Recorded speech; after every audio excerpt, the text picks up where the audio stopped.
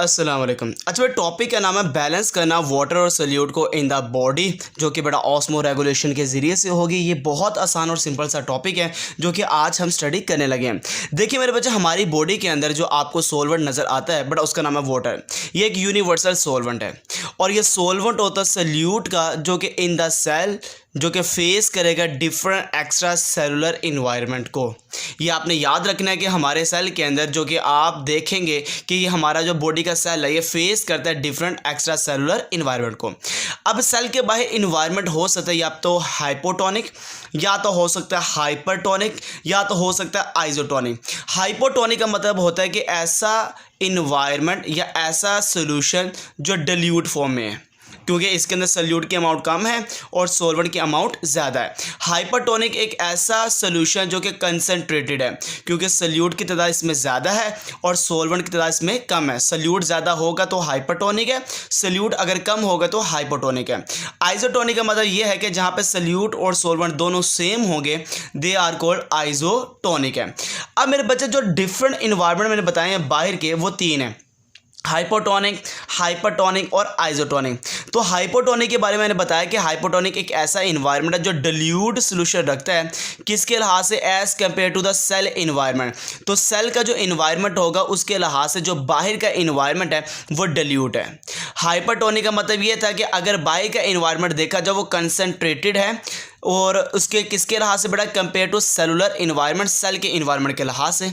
और आइसोटोनिक के बारे में मैंने ये बताया कि ये सेम इन्वायरमेंट होता है दोनों का, बाहर का भी और अंदर का भी, एक्सटर्नल और इंटरनल अगर सेम इन्वायरमेंट है, दे आर कॉल्ड आइसोटोनिक है।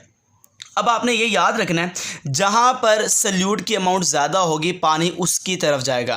तो मुझे बताइएगा, बाहर हाइपोटोनिक है तो सेल के अंदर जोन सा होगा, याद रखिएगा वो हाइपरटोनिक है। मतलब अगर बाहर हाइपोटोनिक है तो सेल के अंदर क्या होगा बेटा, हाइपरटोनिक है। हाइपरटोनिक का मतलब अंदर सल्यूट ज़्यादा है तो पानी आउटसाइड से इनसाइड जाएगा, पानी बाहर से अंदर की तरफ जाएगा।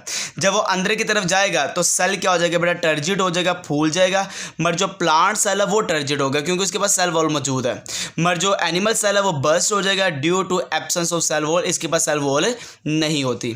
अब यहाँ पे हमने क्या कंडीशन रखी है, बाहर हाइपरटोनिक।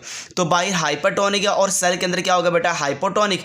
तो बाहर सल्यूट ज़्यादा है, बाहर हाइपरटोनिक जो है, इसलिए पानी अंदर से बाहर जाएगा तो वाटर मूव्स करेगा इनसाइड टू आउटसाइड, जिसकी वजह से जो सेल है वो बड़ा श्रिंक हो जाएगा, सुकड़ जाएगा। तो इसका मतलब ये होगा कि जब पानी अंदर से बाहर की तरफ मूव करेगा तो सेल की क्या कंडीशन होगी बेटा, वो श्रिंक हो जाएगा। आइसोटोनिक में मेरे बच्चे ये होता है कि अंदर जितना पानी जा रहा है उतना ही बाहर जा रहा है, तो वाटर मूव्स करेगा इक्वली इनसाइड से आउटसाइड और आउटसाइड से इनसाइड, और जो सेल लेवल रिमेन नॉर्मल रहेगा, उसमें कोई चेंज नहीं आएगा, ना वो टर्जिड होगा ना वो श्रिंक होगा, वो नॉर्मल रहेगा। ऐसी कंडीशन को नाम दिया जाता है, दे आर कॉल्ड आइसोटोनिक है। तो बेटा ये हमारी बॉडी के अंदर अगर देखा जाए तो सेल्स तीन इन्वायरमेंट को फेस कर रहा है।